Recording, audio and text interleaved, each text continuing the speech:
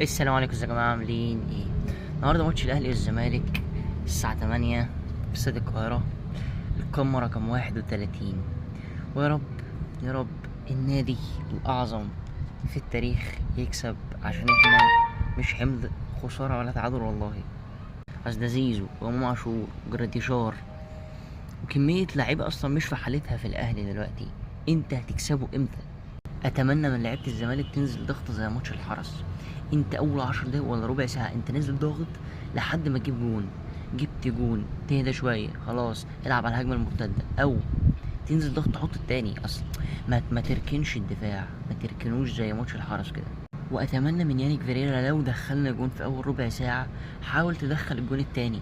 حاول، كفايه كفايه انت بتدخل جون وتثبت عليه. يا اخي يا اخي الفريق مش في حالته التاني، اضغط حاول تجيب التاني. الماتش الوحيد اللي الزمالك عمل كده فيه هو ماتش المصري. انت نزلت دخلت الجون الاولاني، بعد الجون الاولاني ضغطت دخلت التاني، وبعدها ضغطت جبت التالت. انزل اعمل كده.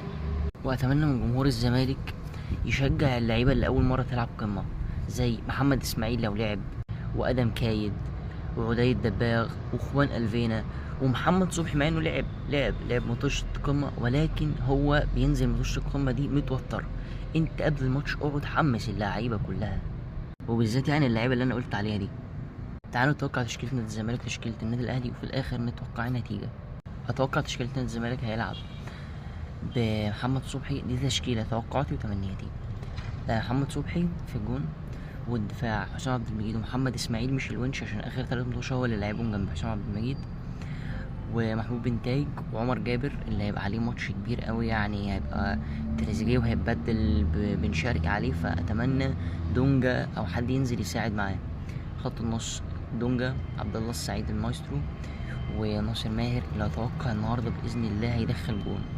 وعلى اليمين خوان الفينا، وعلى الشمال ادم كاد عشان شيكو بنز خارج القايمه، ومهاجم الفرقه عدي الدباغ.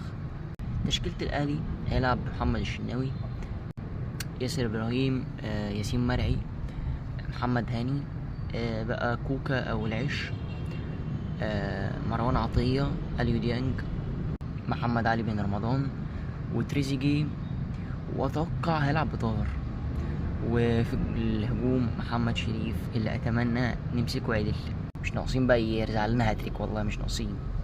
وتوقعات الماتش الاهلي والزمالك باذن الله فوز نادي الزمالك 3-1. واتوقع مش عارف ليه ناصر ماهر باذن الله هيدخل جون النهارده او جونين. ولو عجبكم الفيديو دوسوا لايك واشتراك في القناه. سلام.